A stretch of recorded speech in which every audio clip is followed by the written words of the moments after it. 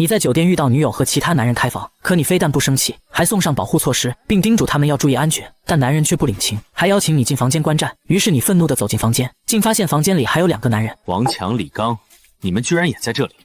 凡哥，我们也没想到嫂子是这样的人，要不你也一起来啊？闻言你却不怒反喜，不用了，各位，我没有这种癖好，甚至还恨不得路遥赶紧和他们锁死。而你之所以有这种心理，是因为在进酒店的那一刻，你觉醒了一个能看到别人身上疾病怪的金手指，而王强身上正骑着一只硕大的梅毒怪，等级高达20级。这时路遥也不再伪装，张口对你恶语相加：羽凡，你每月送外卖赚的那5、6千块都不够我买化妆品的。实话告诉你，老娘光这个房间就来过10次。路遥说完，以为你会现场发怒，但没想到你一点也不生气，反而在心里冷笑：他喵的臭标志，接下来有的你受的。路遥，祝你玩得愉快。你离开云顶大酒店后，路边看到个不停咳嗽的路人，脑袋上顶着个1级感冒怪。这时系统页面弹出，询问你是否要战斗。你出于好奇就选择了是。瞬间你进入到了另一个世界，对面站着一只白色北极熊，头顶上亮着血条。然后你发现自己头顶也有个血条。这时对面的熊向你冲来，你本能的躲闪，却发现自己无法移动。被打后，一个10的红色数字在你头顶跳了出来，紧接着对面的感冒怪不动了。这时你发现自己能动，于是本能的一拳砸在对方头上，对方血条减少12。这就是典型的回合制战斗。你们就这样反复攻击对方，直到你血条剩下10点时，感冒怪血条清空，轰然倒地。战斗结束，获得10点经验值，等级提升至2级。恭喜宿主解锁物品库，解锁装备库。恭喜宿主战胜1级病毒感冒怪，获得技能强壮。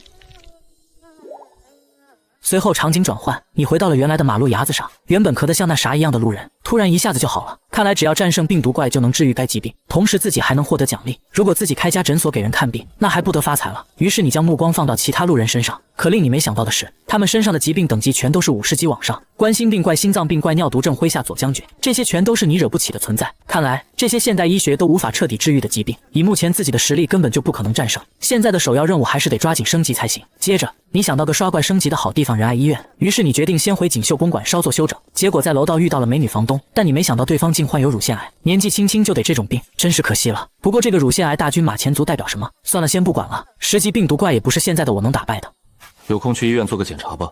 话音刚落，你就急忙走进了房间。柳如烟听后一愣，她确实查出了乳腺癌晚期，可羽凡这家伙是怎么看出来的？刚进房间，你就看到了好基友陈浩，他身上有好几种疾病，其中最显眼的就是软软怪。这家伙整天跟我吹嘘，没想到啥也不是。于是为了兄弟的幸福，你毅然决然地开启了与软软怪的战斗。对面是一条软趴趴的蚯蚓，战斗方式和之前一样，都是回合制，毫无悬念。你赢下了比赛。这次对方身上爆出了一把弯刀。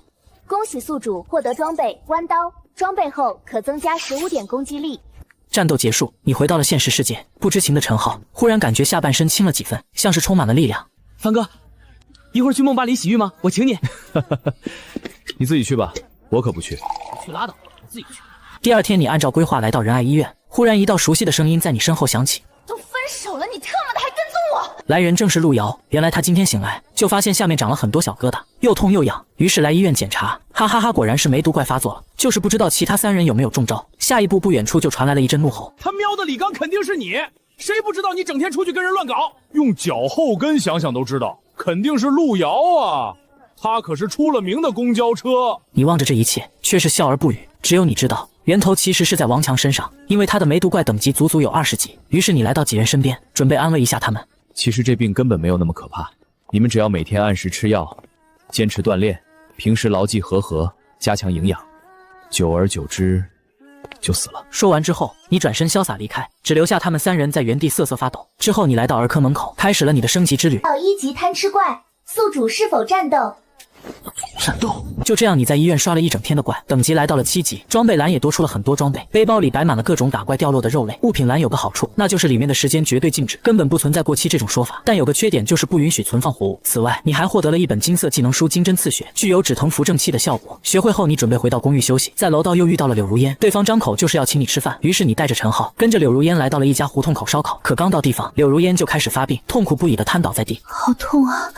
看来自己要交代在这里了。见此一幕，你立即想到了白天学习的金针刺血，立刻用银针插入对方的3个穴位。柳如烟脸色瞬间就好了许多。我只是暂时缓解了你的疼痛，有时间还是去医院检查一下吧。好的，谢谢你。饭后，柳如烟把你叫到了她的顶层豪宅，陪我度过这最后的几个月，可以把这栋公寓送给你。原来你早就知道自己的情况了。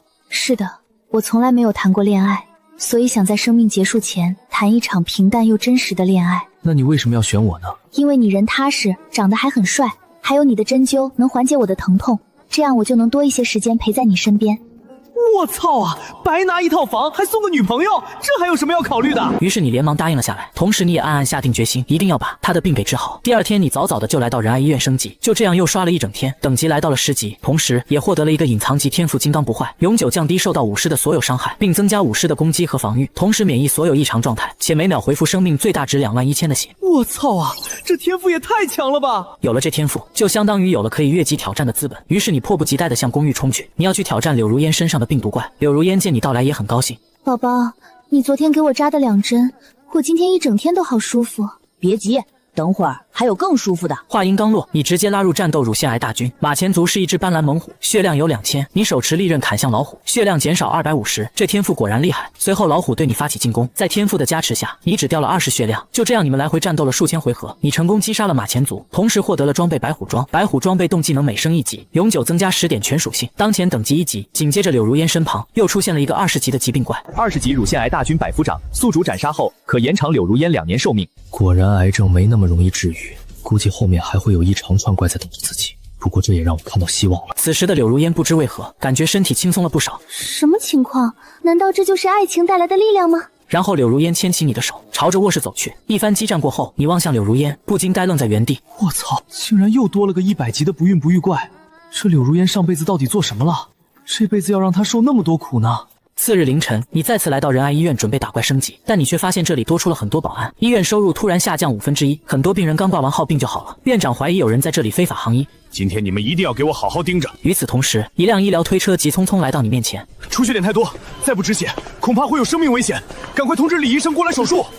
见此一幕，你果断出手。你先是用金针刺血给对方止血，出血怪等级由原来的20级降到15级，之后果断开启战斗。在天赋金刚不坏的加持下，毫无意外，你战胜了对方。恭喜宿主，战斗胜利，奖励技能100年级推拿。这时赶来的医生发现血居然完全止住了，手术时不要拔下这根针，它具有止血止疼的效果。你嘱咐道。医生听后很是疑惑，可手术要紧，他也没再说什么。就在这时，病人家属过来表示感谢，因为他们清楚地看到了，是你一针扎下去之后，病人的血才止住的。定睛一看，发现来人正是你的高中同学周正，受伤的是他当警察局长的父亲，在抓捕罪犯的过程中被捅了好几刀，幸亏你及时出手。周正和你约定手术后好好聚聚，你答应了下来。之后又开始继续刷怪升级，等到傍晚要回去的时候，你的电话响了起来，是周正打来的。原来他的父亲手术后一直昏迷不醒，医生说要进行2次手术，但存活率不足时，在这命悬一线的时刻，他马上就想到了你。闻言，你立即赶到了病房，定睛一看，20级精英怪气血亏损怪，你瞬间明白昏迷不醒的原因是气血不足。本来你对战胜20级的精英怪还没多大把握，但是有了早上的经验，你知道可以先用金针刺血降低病怪等级，于是你表示可以一试，可医生却打断了。真是可笑，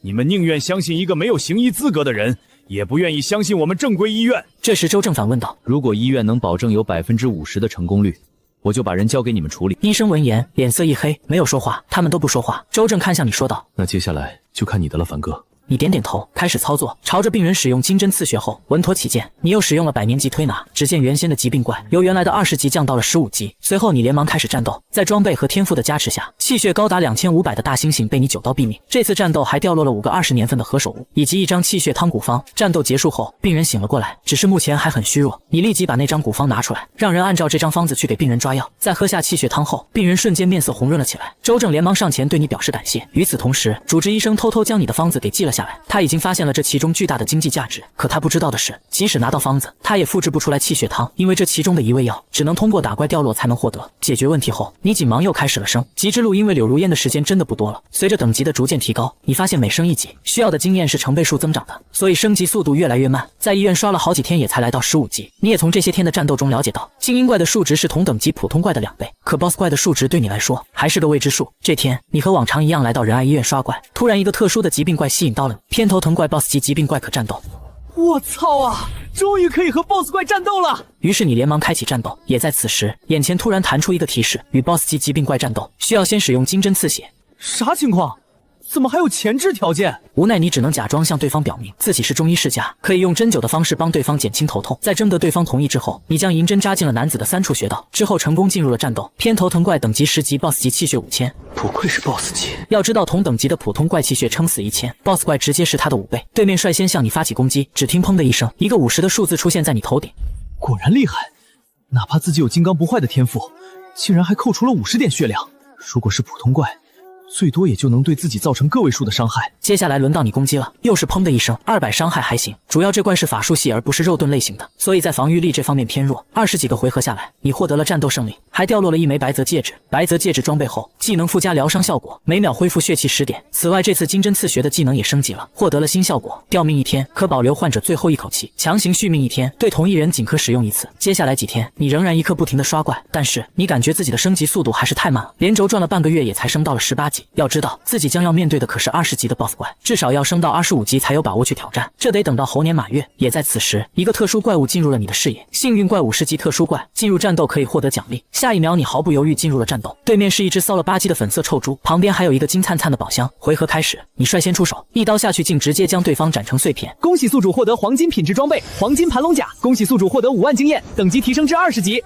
卧槽啊，这幸运怪可真不是盖的。最后你连忙查看起黄金盘龙甲，黄金盘龙甲装备后防御1000，气血2000，格挡200，附带技能金刚，增加自身50%的防御效果。看着面前的黄金盘龙甲，你顿时感觉可以和乳腺癌大军百夫长一战，于是紧忙回到锦绣公馆。到家后，你先是给柳如烟针灸，降低了怪物的战斗力，之后进入战斗，对面是一只更凶猛的白虎，乳腺癌大军百夫长20级 BOSS 怪，气血2万，对面率先发起攻击，巨大的爪子落在你身上，造成了110点伤害，但因为你有着高额回复效果和新装备，实际只掉了45点血量。接下来轮到你攻击，砰的一声，对方扣了2000滴血。2小时后，你靠着黄金盘龙甲的高额格挡和恢复，艰难的拿下了胜利。紧接着，柳如烟身旁又出现了一个新的疾病怪，乳腺癌大军千夫长30级 BOSS 怪，战斗胜利后可延长3年寿命。就知道没那么简单，不过现在终于可以喘口气了。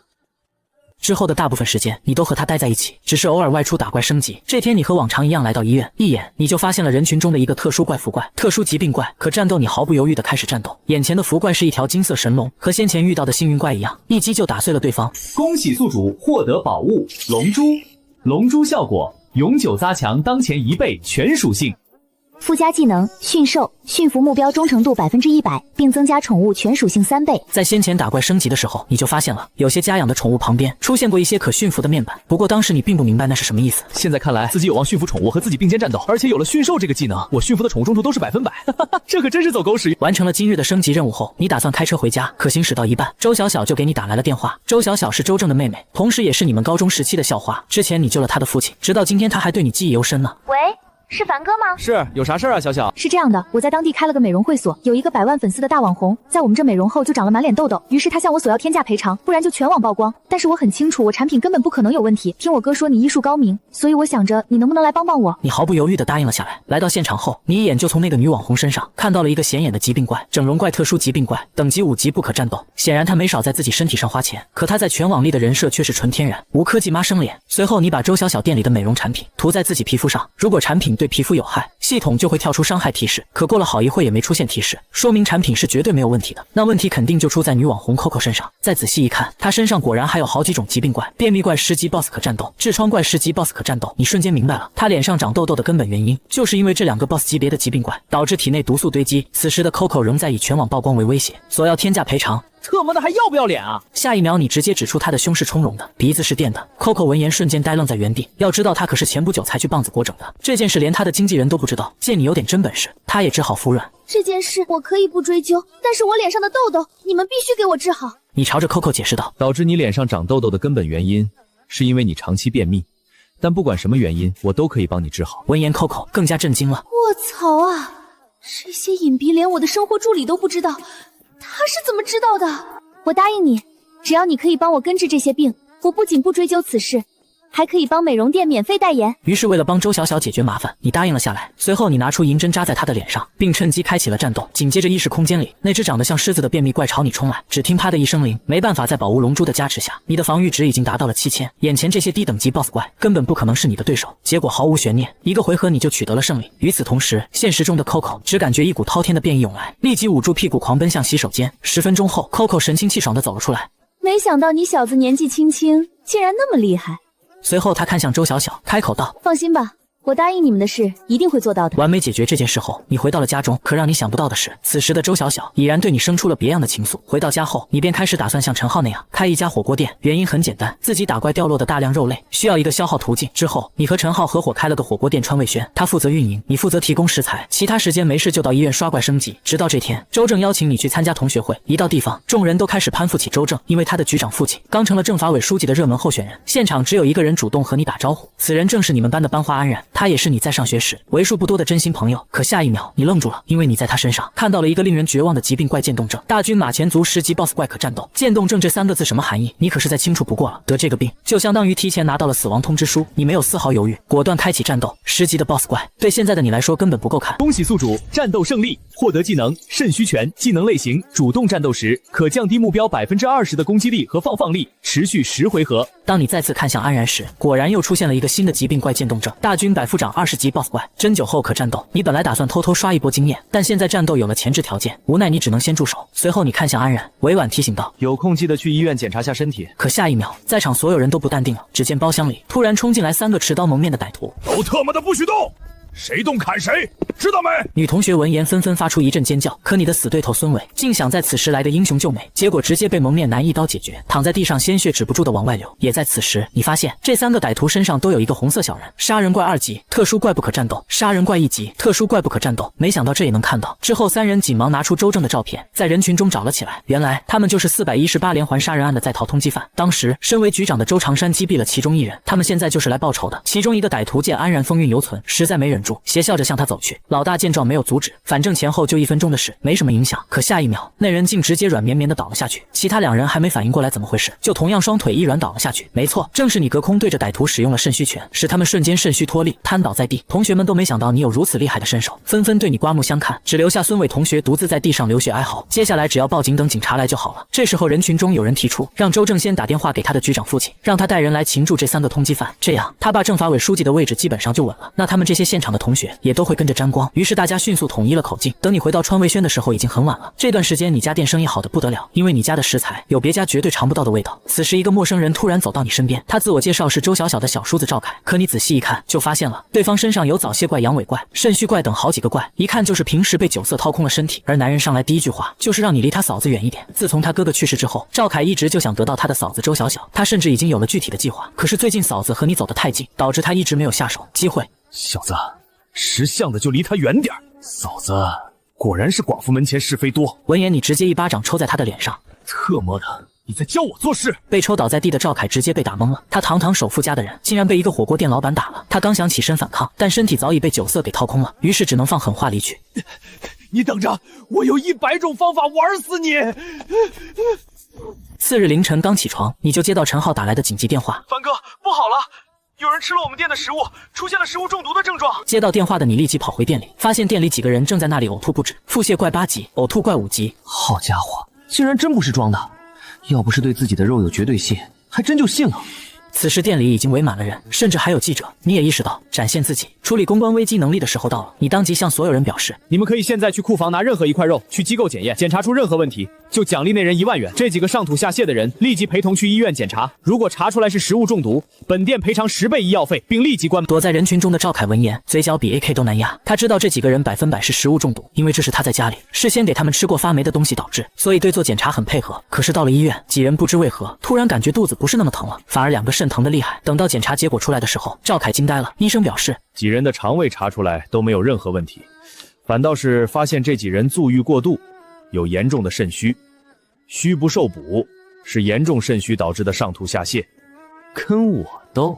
没错，是你出手了。你刚才利用系统秒杀了几人的腹泻怪和呕吐怪，然后顺手对着几人打了全套的肾虚拳。随后你淡淡的开口道：“肾虚跟我店里的火锅总没有关系了吧？”赵凯闻言，脸黑得像锅底，也只能作罢。就这样，对方精心布局的阳谋不攻自破。可下一秒，你就遇到了一个不想见的人。苏瑶，他是特意来找你的。他知道你现在开了一家火锅店，生意好得不得了，于是找你破镜重圆，并且表示他和你分手那天就已经洗心革面了。凡哥，你以前不是想碰我身子吗？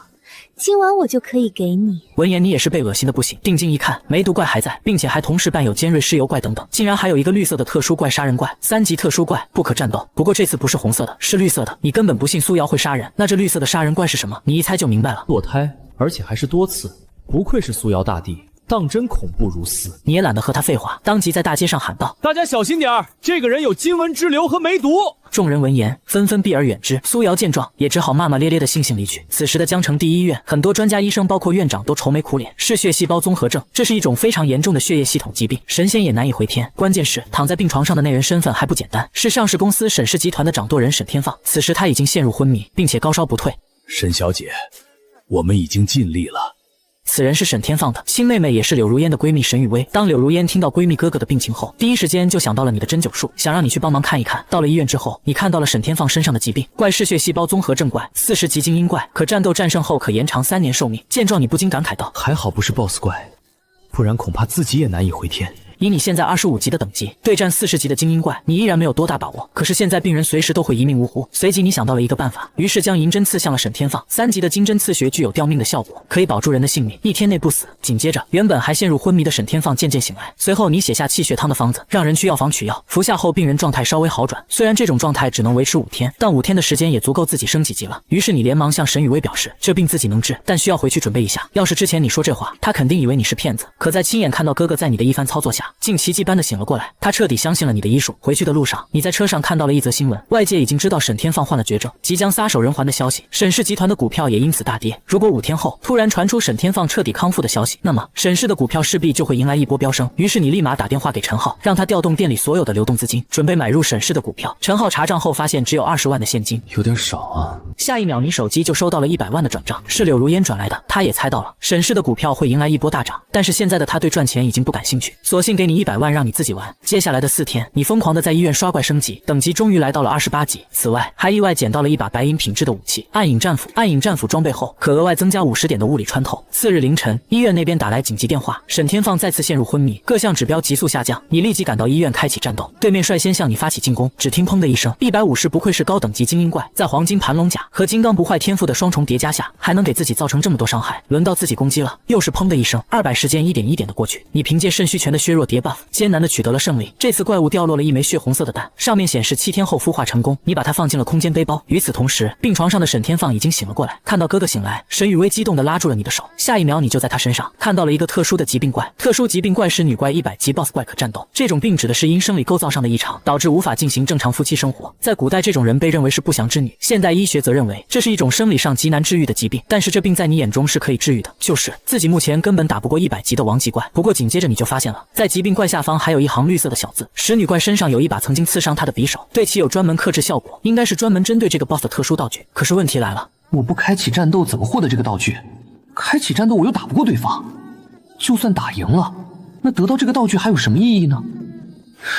算了，日后再说。此时，沈天放脱离生命危险的消息不胫而走，沈氏的股票开始走高。又过了几天，沈氏股票彻底涨停，而你买入的120万也变成了240万。有消息灵通的人士得知，沈天放此次能够起死回生的原因是结识了一个神医。这个消息在商界顶层圈子中迅速传开。人有钱后最重要的是什么？当然是健康。因此，很多商业大佬通过多种途径打听神医的消息，但是最终都了无音讯。这是你和沈天放商量好的，沈家要替你封锁所有关于你的消息，木秀于林，封闭摧之。现阶段你还是想苟起来发育，不过沈天放为了向你表示感谢，还是给了你一张100万的支票，并且表示想和你深度合作。沈氏集团一直想进军大健康领域，打算成立一个中药产业园。于是沈天放便开口问你有没有什么想法。你突然想到了自己的气血汤，方子简单改良后，仍然具有不错的补肾强身的功效，绝对是肾虚男人的福音。关键是还可以进行大规模量产。沈天放当场拍板，沈氏集团出资战股49，你出配方战股51，在你家当地成立中药产业园，园区由你全权运营，同时由沈雨薇来和你对接。至此你也算是正式上了资本的餐桌。送了那么多年快递，你知道只有上了资本，这张桌子才能摇身一变成为棋手，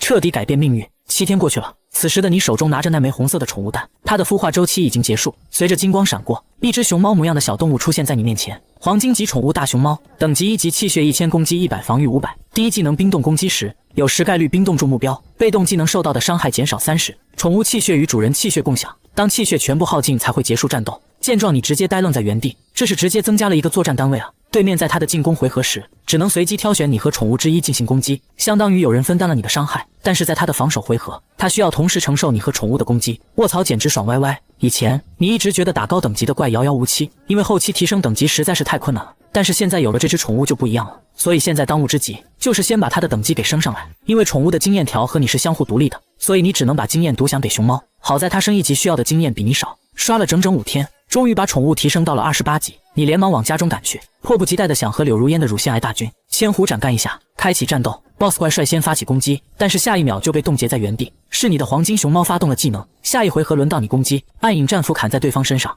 砰的一声200。与此同时，熊猫也撕咬在对方身上，砰的一声50。紧接着轮到对面攻击了，这次对面选中的攻击目标是熊猫，砰的一声300。因为熊猫是肉盾类型的，比较抗揍。就这样过了数百个回合，你获得了战斗胜利。千夫长被消灭后，紧接着就出现了新的疾病怪乳腺癌。大军万夫长50级首领怪，可战斗胜利后可延长5年寿命，这是比 BOSS 级更高等级的首领级，不知道战力体系会提升多少。这次千夫长又掉落了一个新技能妙手空空，只能对疾病怪使用，在不开启战斗的情况下，有一概率获得怪物身上的物品。冷却时间7天，瞬间你就想到了神雨薇身上的100级狮女怪，妙手空空，正好可以在不开启战斗的情况下获得疾病怪掉落的道具。于是你第一时间来到中药产业园办公室中，神雨薇端坐在椅子上，和他客套的打了个招呼后，你紧忙对其使用了妙手空空。不错，第一次就掏到东西了。打开一看，风干的香蕉。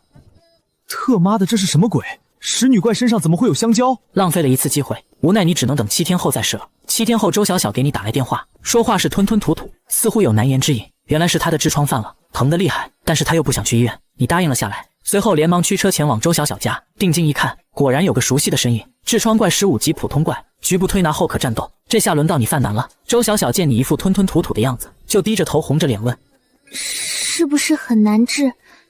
要不要先检查一下？可以治疗，但是要通过按摩的手法进行活血化瘀。周小小听到不用动刀，高兴坏了，按摩只要能治好，怎么按都行。于是拉着你去他卧室，一番噼里啪啦的战斗后，痔疮怪被你完美解决。周小小瞬间觉得舒服了很多，他看向你的眼神都不一样，突然像是下定了某种决心一样，上前握住了你的双手。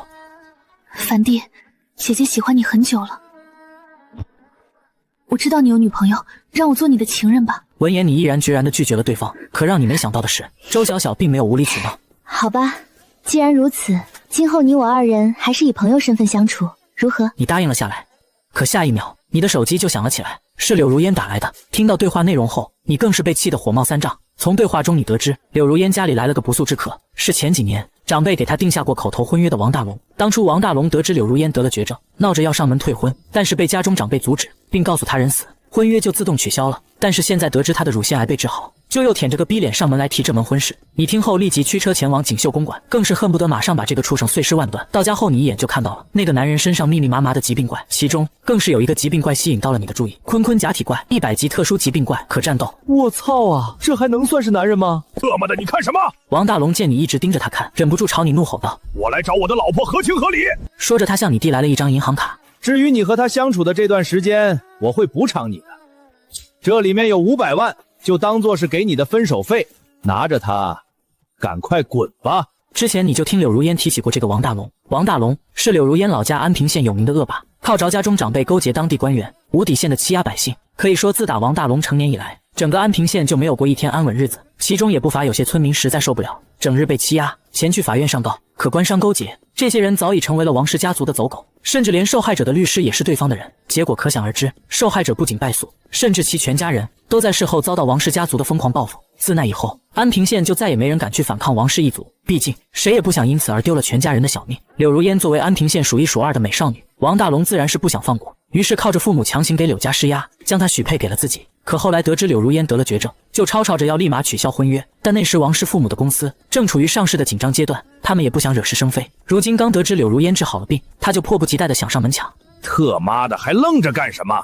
赶紧拿钱滚蛋！见你还是不为所动，王大龙更是怒火中烧。闻言，你心里更是盘算着要如何整治这个人渣。虽然可以直接把人做掉，然后再放进背包毁尸灭迹，但这显然是有点太便宜他了。忽然你灵光一闪，有办法了。说着，你连忙对王大龙的坤坤假体怪开启战斗。虽然对方高达100级，可你却丝毫不虚，因为你知道这种特殊的高等级疾病往往都是徒有虚名，就像之前遇到的福怪和幸运怪一样。不出意外，坤坤假体怪被你轻易解决，而一切也和你预料的一样。只见眼前的王大龙脸色铁青，十分痛苦地捂着裤裆瘫倒在地，不停抽搐。发生什么事了？怎么好像感觉我没了？柳如烟见状，捂着嘴开口道：樊哥，你干了什么？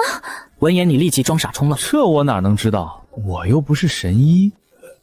见目的已经达成，你紧忙拨打了120。你可不想让这个畜生就那么轻而易举的去世。就这样面对王大龙的来势汹汹，你甚至一句话都没说，就化解了这场危机。可事情又怎会像你想的这样简单？次日凌晨，王大龙半死不活地躺在病床上。特么的，这其中肯定有问题！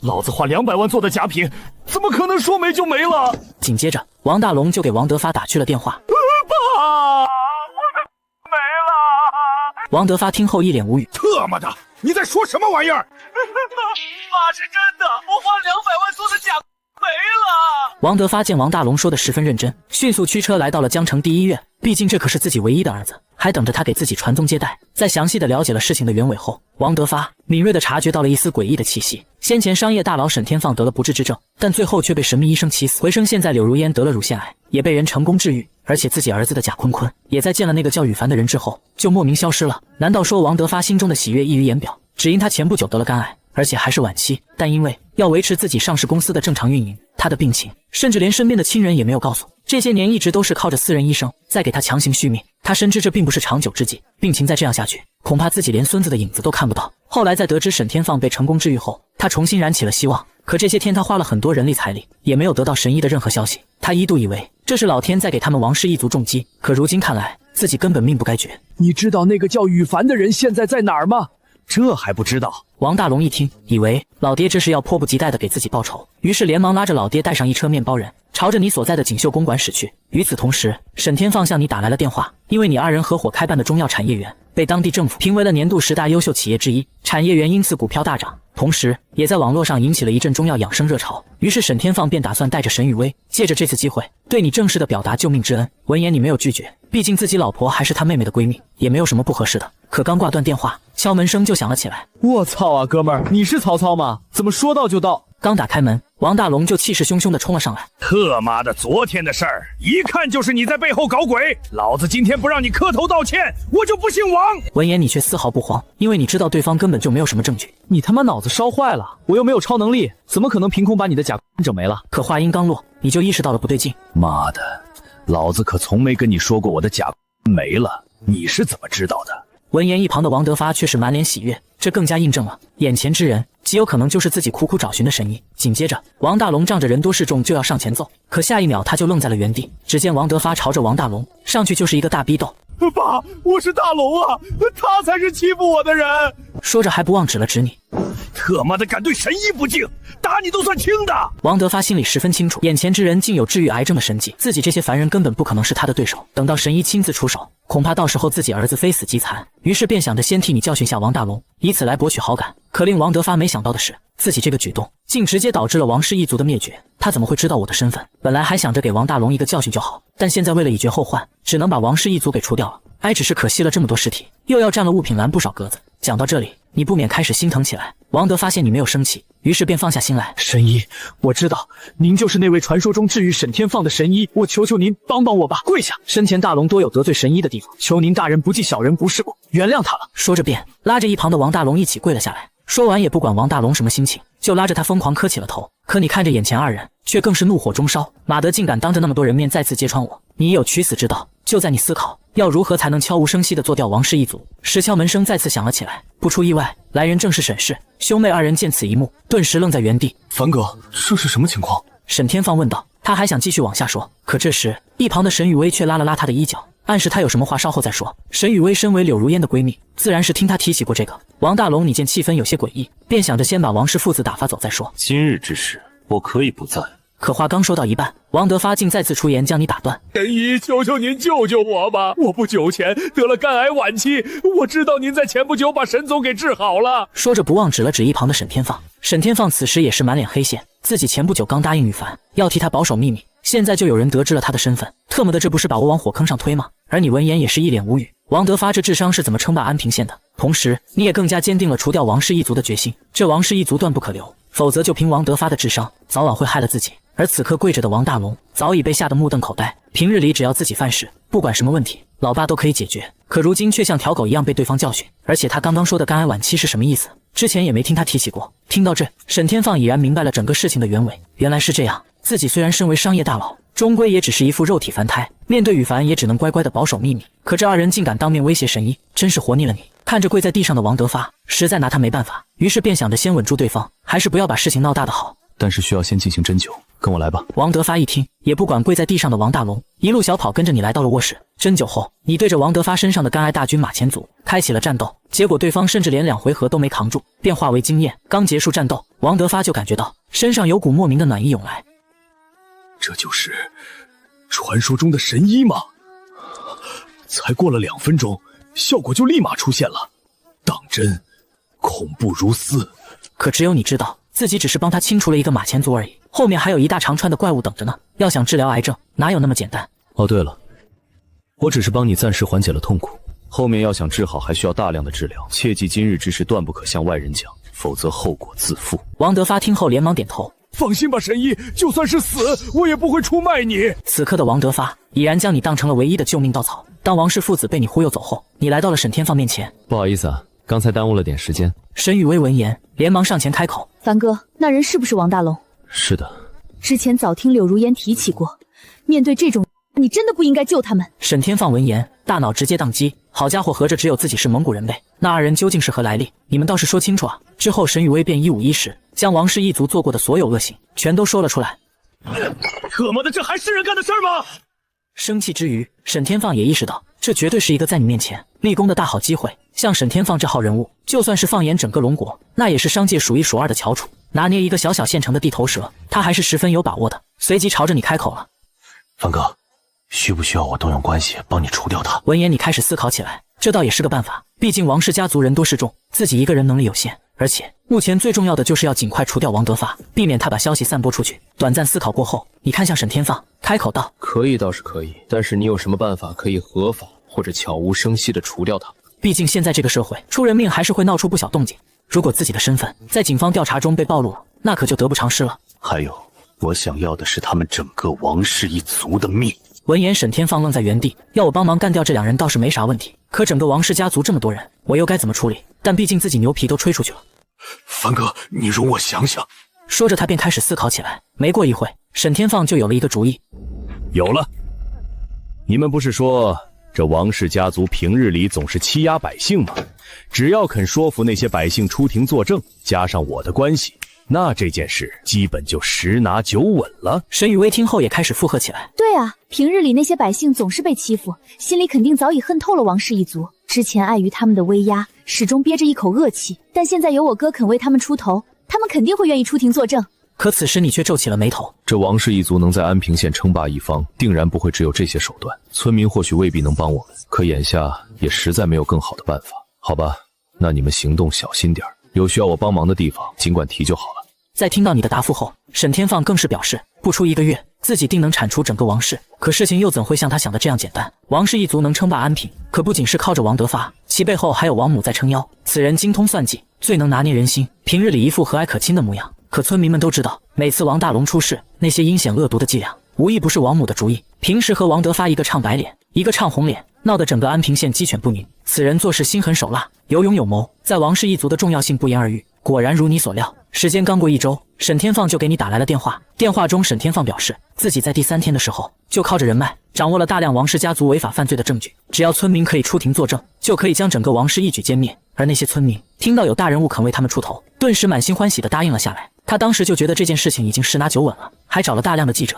可直到今天，眼看着法院就要开庭，原本那些答应出庭作证的村民却全都变了卦，纷纷表示自己根本就不认识沈天放，也没有被王氏家族欺负过。其中更是有一个小女孩表示，王氏家族在我们县修建学校、医院，平日里还时不时的资助我们这些贫困户，是县里的大好人。任谁也能看出来，此时的小女孩眼含热泪，俨然一副委屈巴巴的模样，分明就是被王氏家族胁迫。得知此事后，你勃然大怒，没想到这王氏一族还有如此通天手段，竟能让一个小女孩心甘情愿做伪证，看来是要好好会会这个王母了。知道事情的严重性后，你立马驱车来到了安平县法院门口。与此同时，王德发因为这些天没有得到你的救治，病情开始严重起来。先前只有20级的肝癌大军百夫长，此时已经严重异变，成了30级异变肝癌怪，并且这种因治疗不及时成功异变的疾病，往往都会自带一种领域，在这种领域内战斗，你的各方面属性都会下降，甚至高等级的异变怪会让你进入迷惑状态。在这种状态下，你的攻击随时都可能会打到自己身上，也就是说，哪怕有10个宠物给自己分担伤害，你也未必能打过对方。此时，沈天放早已被记者围得水泄不通。沈先生，您先前不是表明这王氏一族是无法无天的大业人吗？可现在看来，事情好像并不是像您说的那样。一些只想蹭热度没底线的狗记者在此时站了出来。我可不管王氏一族是不是真的坏，只要这次能登上头条，那升职的事基本上就稳了。沈天放面对记者的咄咄逼人，一时间竟也没了办法。可下一秒，他就愣在了原地。卧槽啊，这是什么情况？只见眼前这些记者就像是商量好的，一片刻的功夫就消失在了沈天放面前，走得干干净净。没错，是你出手了。就在刚刚，你给王德发打去了电话，电话中你向他保证，只要他肯帮忙撤掉这些记者，自己就可以立马再给他治疗一次。王德发听后欣然答应了下来。虽然他知道你是想借沈天放的手除掉王氏一族，可眼下自己能不能活过明天还是个未知数。对不住了老婆，我也是实在没有办法。话音刚落，王德发就给王大龙打去了电话。你去联系下龙华报社的杨总，让他把法院门口的那些记者全都撤了。王大龙闻言当场愣在原地，他也知道这次开庭如果败诉，那他们王氏一族恐怕会陷入万劫不复之地。可我爹为什么还要帮外人整治我？看来我那便宜老爹指定是被羽凡给骗住了。这世界上怎么可能有能100%治疗癌症的神医？不过他转念一想，又觉得老爹的做法或许另有深意。现在整个现场的记者都已经被我们给收买控制了，要想再回来，那还不是自己一句话的事。而且那些说是要出庭作证的村民，我妈也全都处理好了。这场官司沈天放根本不可能有任何胜算，那这次就先依着他来吧。紧接着王大龙就给报社的杨总下令让他撤掉了现场的记者，之后你也按照约定开车来到了王德发所在的私人诊所。刚进门你就看到了王德发身上那只恐怖的30级异变怪。我去啊，这他妈是啥玩意儿？第一次见到异变怪的你当场懵了个大逼，紧接着一阵提示音响起，30异变怪由甘爱大军百军长异变而来，进入战斗将至进入对方领域，同时会小幅度自身全属性。与高等级异变怪战斗时，有概率进入迷惑状态。迷惑状态，你和宠物的攻击随时都可能会打到自己身上。看着眼前的系统介绍，你有些犹豫不决。异变怪什么实力，自己根本就不清楚。再说了，为王德发这种人冒风险，真的值得吗？王德发见你迟迟没有说话，似乎也明白了自己的结局。神医，我真的没有救了。你的病情现在已经严重恶化，目前我也没有十足的把握。如果这次治疗失败，你可能会在一种极度痛苦的状态下死去。不治疗的话，你还有大概1周的时间。闻言，王德发算是彻底接受了自己的结局。随后他像回光返照般开始向你讲述起自己的一生。22岁那年，他成功毕业于清北大学，并在同年踏入社会。他本以为凭借自己的高学历能在社会上混得风生水起，可现实却给了他当头一棒。这天，他踌躇满志地来到龙华科技面试。龙华科技在当时的业内已经算是小有名气，前来应聘的毕业生数不胜数。可即使这样，王德发依然对自己很有信心，毕竟他知道像他这种从18线小城镇出来的人，能改变命运的机会不多，而这就是其中的一次。可令王德发没想到的是，面试刚进行到一半，王德发就被对方录取。当时他直接愣在了原地。面试官，我真的被录取了吗？别激动，小伙，这是真的，记得明天早上8点准时上。成了，我成功了！可此时初出茅庐的王德发哪会知道，接下来等待他的将会是无尽的地狱。第二天，王德发准时来到公司上班，但他发现自己所在的部门今天竟然没有一个人。疑惑之际，他低头看了眼时间，没错，是工作日。面试官昨天也说的是今天来上班啊。可怎么话音刚落，一群全副武装的执法者就将他围了起来。一个刚毕业的大学生哪见过这种场面，瞬间就被吓得止不住的颤抖。我操，到底发生什么事了？蹲下，双手抱头，不许动。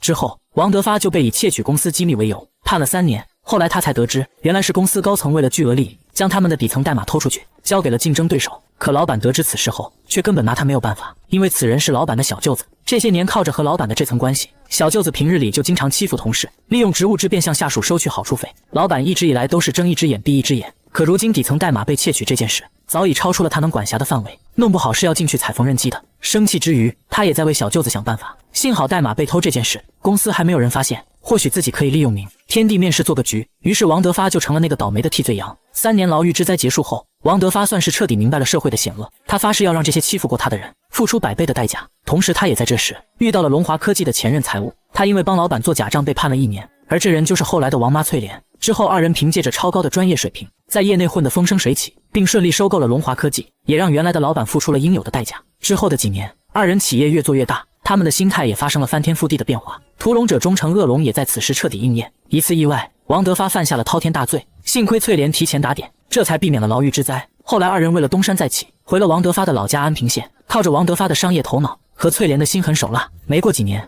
就成为了当地只手遮天的地头蛇。此时的王德发早已哭得泣不成声。他妈都是我应得的，我对不起老家那些人。而你也只是在一旁呆呆地望着这些，没想到这王德发还有这样一段经历，只是苦了安平县的百姓。突然，王德发像是做出了什么重大的决定，朝着你缓缓开口道：羽凡，这王氏家族是由我一手创立的，理应也该由我来结束。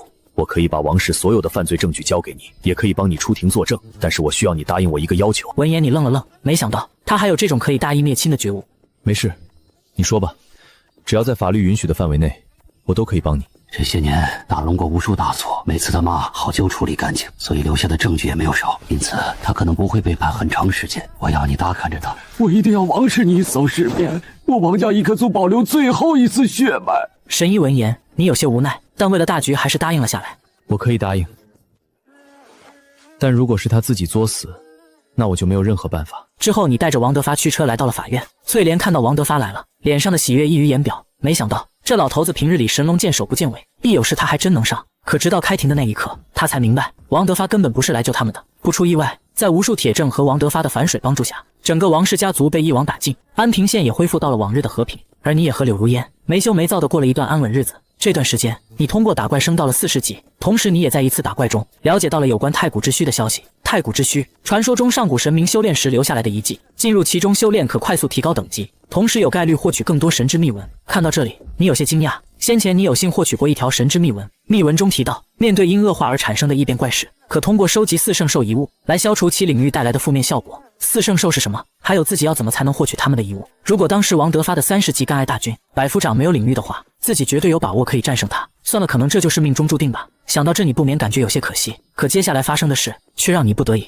踏上了找寻圣兽遗物之旅。这天，你和往常一样来到医院刷怪升级，可刚到医院，电话就响了起来。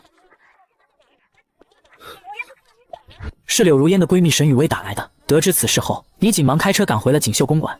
不是，怎么回事？我今天出门的时候他还好好的。沈雨薇看向你解释道：我也不知道，今天我俩打算练习一下厨艺，给你做一顿大餐，可刚准备点火，他就倒在地上不省人事了。没有犹豫，你连忙查看起柳如烟身上的疾病，怪异变乳腺癌，镇国大将军70级 BOSS 怪，异变怪首领怪，战斗后可延长柳如烟寿命10年。看到这，你顿时没了底气，毕竟现在自己只有区45级，要想对付70级的 BOSS 怪简直难如登天，而且还是这种自带领域的异变怪。突然你想到了之前的那条神之秘文，对了，不是说找到圣兽遗物就可以消除异变怪所带来的负面效果吗？你顿时又燃起了希望，但紧接着你再次捏了把汗。可我现在只有45级，要怎么才能打过70级的 BOSS 怪？不管了，走一步看一步吧，只要有一丝希望，我都不会放弃的。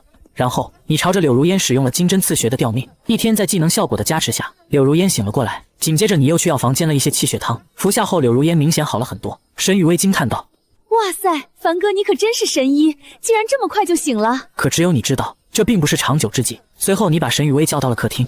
这几天我有事要离开，你一定要替我照顾好柳如烟，她有什么事，你一定要立马通知我。好的，你放心吧。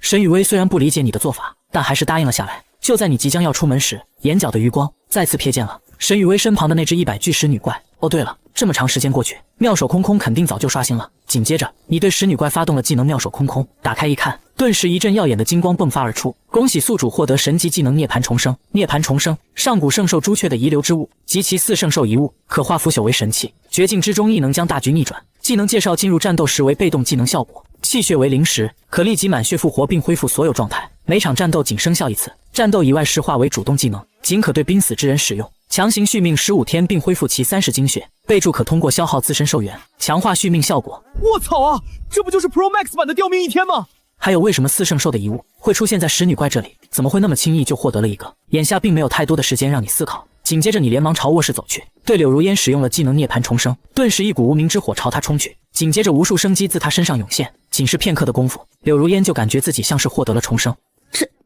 这是怎么回事？怎么感觉好像轻松了许多？你看着柳如烟，并没有过多解释。宝宝，我最近可能要出去一段时间，你在家一定要照顾好身体，这段日子就让雨涵陪着你吧，有什么不舒服的一定要跟她说。不等柳如烟开口，你就离开了房间，毕竟现在时间就是生命，多耽误1秒，她就会多一份危险。之后你开车来到了一家私人诊所，这是陈浩的好兄弟张扬开的，先前你就是在这里获得了有关太古之墟的消息，所以你决定来这里碰碰运气。哎呀，真是稀客，凡哥，好久不见啊！兄弟张扬见你来访，连忙上前热情地打起招呼。之后你假借学习的名义，打算在他这里待几天。他听后也没觉得有什么不妥，就让你留了下来。我今天还有很多预约，所以会比较忙，你自己随便转转，有事叫我。没事儿，你忙吧，我有啥不懂的，等你忙完再来问。好的，好的。说完，他便开始了接诊工作，而你则是在一旁静静观察着每个人身上的疾病怪。本以为幸运女神会一直站在你这边，可一连刷了5天，你都没发现任何的特殊疾病怪。终于在第6天的时候，你决定到别处去碰碰运气。和张扬告别后，你转身就要离开诊所，可就在这时，人群中一个耀眼的光芒吸引了你的注意。仔细一看，幸运怪特殊，疾病怪等级未知，备注与幸运怪战斗，有概率获得超级大奖。毫无意外，开启战斗后，幸运怪被你轻松击败，恭喜获得380万经验值，等级提升至51级。恭喜获得阵法系5行大阵，战斗中自动开启，己方所有单位共同承担伤害，提升所有单位100的气血恢复效果。恭喜获得神级物品秘境碎片2，秘境碎片集齐10个，可开启传说中的秘境太古之，使用单独碎片也有0%概率会成功开启。我操啊！这次的幸运怪可真不是盖的。你叹了口气，这秘境碎片单独使用概率低的可怜，集齐10个更是不知道要等到什么时候。但眼下柳如烟可撑不了那么长时间，那到底要不要搏一搏这0%的概率？原来就在昨天，沈雨薇再次给你打来电话，电话中你得知了柳如烟再次恶化的消息。若不是有朱雀在给他强行续命，恐怕人早就没了。想到这，你不再犹豫，狠下心使用了秘境碎片，要集齐10个碎片，柳如烟怎么可能等得起？不如搏一搏，兴许还有一丝希望。紧接着，眼前场景瞬间转换，碎片也跟着缓缓漂浮了起来，同时开始散发出一阵奇异光芒。可下一秒，你就愣在了原地，只听砰的一声，碎片化作了齑粉，消失在你眼前。见此一幕，你瞬间心如死灰，看着手中仅剩的最后1枚碎片，你像是做出了什么重大决定。先前你通过打怪获得了一个很奇葩的道具增幅旗帜，使用后可增加1的任何事件成功概率，该道具凌驾于所有规则之上，单次事件仅可使用1次。当时你还觉得这1的概率根本不够，看特么的，这不就是一整个妥妥的吃灰道具？把它放进背包后，你就再也没管过它。可如今这1的概率和碎片的0%相比，真能算得上是顶级神器。没有你对着碎片使用了增幅旗帜，可下一秒你再次被震惊的说不出话。只见在成功使用宝物的那一刹那，碎片以一种极其诡异的方式开始旋转，紧接着你的神智也开始恍惚起来，无数陌生的记忆碎片瞬间涌入你的脑中，你也不知道这种状态持续了多久。我操，头好痛！这到底是什么情况？画面中的这人是谁？为什么会有他的记忆？再次睁眼，你就看见了一片花海。你努力的开始回想来这里之前的记忆，却怎么也想不起来。我操，头好疼！这里难道就是传说中神明遗留下来的秘境？我是怎么来到这里的？看着面前的蝴蝶，你忍不住想去触摸，可它们却径直穿过了你的身躯。就在你疑惑之际，一个老者的声音自你身后传来。你转头看去，小伙子，别害怕，这里就是传说中的秘境。告诉我，你想在这里得到什么？不远处，一个满头白发的老者正站在那里。短暂的思考过后，你朝着老者开口了：“我想快速获得强大的实力，以此来治愈我的心爱之人。”老者闻言却叹了口气：“你身上背负着太多秘密，难道你就不想知道你为何能看到别人身上的疾病怪物？难道你就不想知道刚才缺失的那部分记忆是从何而来，到底属于何人吗？”面对老者的询问，你愣在了原地。难道不是因为我是穿越者的原因吗？还有他说的那些记忆是怎么回事？自己刚刚确实感觉好像弄丢了什么重要的东西。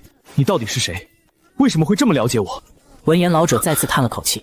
看来你是真的什么都不记得。也罢，我可以你无可匹敌的力量，但我需要确认你是否可以掌控它。因此，你需要通过我为你设下的3场试炼。紧接着，你面前开始浮现出3张卡牌。面对老者的话，你半信半疑，可眼下自己也实在没有别的出路。紧接着，你意念微动，随后中间那张卡牌消失不见。哦，对了，忘了告诉你，在试炼中，你的所有能力都会失效。祝你好运。随着老者话音落下，眼前场景开始转换。这是哪里？这间小屋子能有什么试炼？可还没等你缓过神，一个头戴猪面具的男人就走了过来。你好，挑战者，欢迎来到我的试炼。你也看到了，这间屋子就这么大，并没有任何的隐藏空间。紧接着，面具人打了一个响，你2人被传送到了门外。待会儿我会在门内放置这枚魔丸，15分钟内找到它即可通关。为了防止作弊，我会在旁边全程观察着你的一举一动。准备好了吗？听到这里，你隐约感到了一丝不对劲，感觉有些奇怪，但又说不上是哪里不对。短暂思考过后，你便已经有了一个大胆的猜想。该不会真就这么简单吧？算了，还是稳一点比较好。我准备好了。话音落下，面具人闪现到屋内，放置好了魔丸。好了，进来吧。随着面具人抬手，你也被传送到了屋内。计时开始，刚开始，你的注意力都放在了一旁的货架上，可随着时间1分1秒的过，你甚至连魔丸的影子都没看到。这时，你想到了刚才自己那个大胆的猜想，看来只能是这样。谋完就藏在你身上。闻言，对方先是一惊，后又平静了下来。不愧是传说中的天选之人，破解我这种试炼就和玩游戏一样。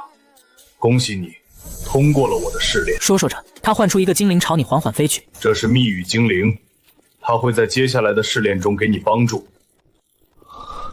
话音刚落，他就消失在你眼前。看着身旁的精灵，你一脸懵逼。他刚才说的天选之人是什么意思？怎么感觉他们每个人都知道我的身份，只有我被蒙在鼓里？还没等你多想，下一秒你就被传送回了秘境。没想到这么快通关了第1层试炼，看来你比我想象的还要强一些。那是自然。没有犹豫，你连忙选择下一张卡牌。场景瞬间切换到一片虚无的空间，中间悬浮着一个棋盘，而棋盘对面站着一个头戴金面具的人。欢迎你来到我的试炼，挑战者。我的游戏规则很简单，黑白棋子各50颗。游戏开始，你需要将全谱子放进碗中，至于如何分配由你决定。分配完毕后，我会使你短暂失明，同时你需要先选择一个碗，然后从这个碗中选出黑色棋子，成功选中黑子，就算你赢。听到这里，你意识到这并不是一个简单的运气游戏。短暂的思考过后，我准备好了，开始吧。话音刚落，开始。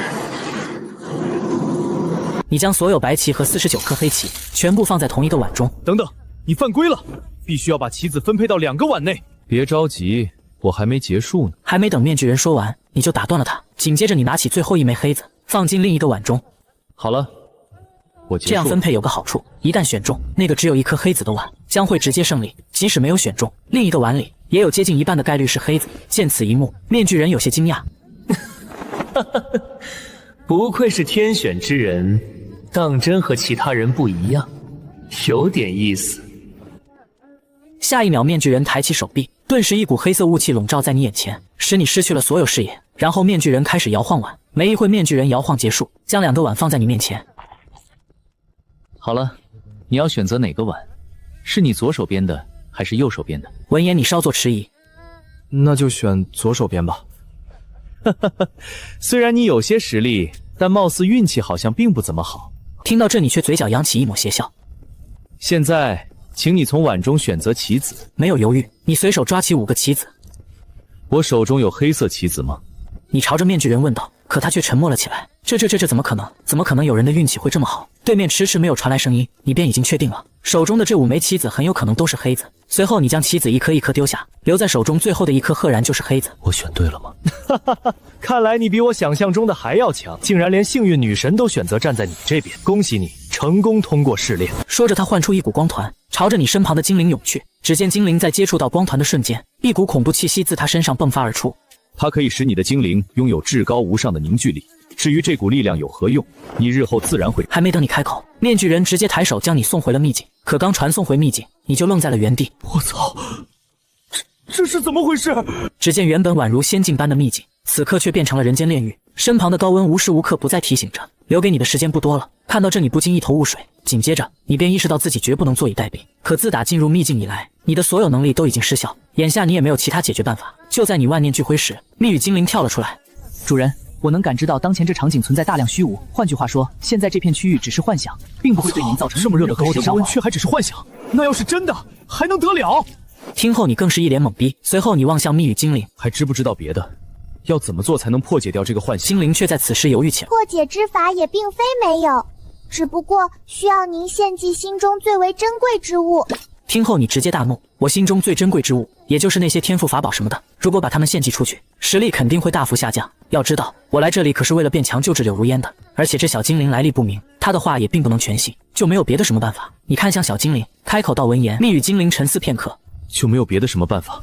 倒也不是没有，我可以献祭自身来为您打破幻象，可没有我的帮助，您未必能通过接下来的试炼。我能感应到，可您并不完全相信我。对您来说，献祭我也是种不错的选择。面对小精灵的话，你沉默了。对方好像确实并没有什么恶意，可如若真像他所说的，失去他自己就没办法通过接下来的试炼，那我这一趟岂不是白来了？想到这，你开始犹豫起来。短暂思考过后，你还是选择了献祭自己最为强大的天赋金刚不坏。随着一阵诡异光芒闪过，你感觉生命中好像消失了什么重要的东西。紧接着，密语精灵开始施法，幻象也随之消散。我操啊！这语精灵有点东西。话音刚落，老者自远处现身而来。不愧是天选之人，果然能在大是大非面前做出正确的选择。别着急，通过这最后一关，一切谜团自然会迎刃而解。好，那就赶紧开始吧。闻言，你开始催促起老者来，毕竟现在多浪费1秒，柳如烟那边就多一份危险。不要着急，小伙儿，这里的时间相比于外界是静止的，无论你待多久，外界都还是你来时的模样。那这最后一关到底是什么呢？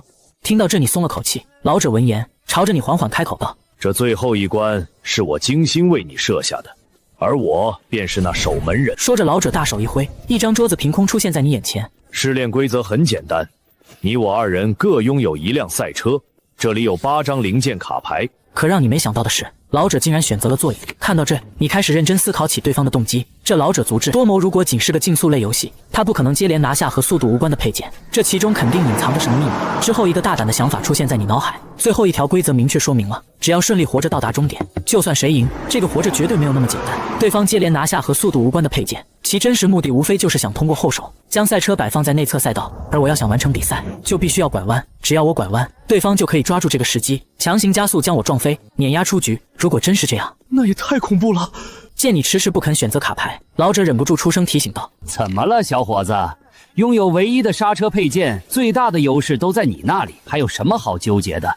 你闻言则是更加肯定了对方的目的。目前只剩挡风玻璃和另一张方向盘，没有丝毫犹豫，你直接选择方向盘。你选的都是些和速度无关的配件，并且最关键的方向盘都在我这儿，我真的想不出你要怎么做才能赢我。闻言，老者彻底放松了警惕。小伙子，那可未必。这老者足智。看着对方那副胸有成竹的架势，你就知道基本上已经稳了。选择完毕后，你2人开始对赛车改装。果然如你所料，老者选择了内侧赛道。随着倒计时结束，你2人正式开始比赛。现在只要正常行驶，不暴露自己的目的，便能稳稳拿下比赛。没过多久，你2人来到了第一个弯道。老者见时机已到，便开始猛踩油门。你知道对方没有方向盘和刹车，意识到这次加速便是他的破局之法。他想在弯道利用速度将你撞毁。没有犹豫，你紧忙踩下刹车减速避让。老者的赛车由于没有刹车无法减速，又没有方向盘无法转向，径直冲出了赛道，冲向了深渊。最终你有惊无险地完成了比赛。我操，真的好险，差点就小命不保了。话音刚落，老者闪现到你面前。小伙子，算你厉害，没想到你竟然早就看破了我的目的，还能伪装得那么好。那是自然。现在可以告诉我关于我的一切了吗？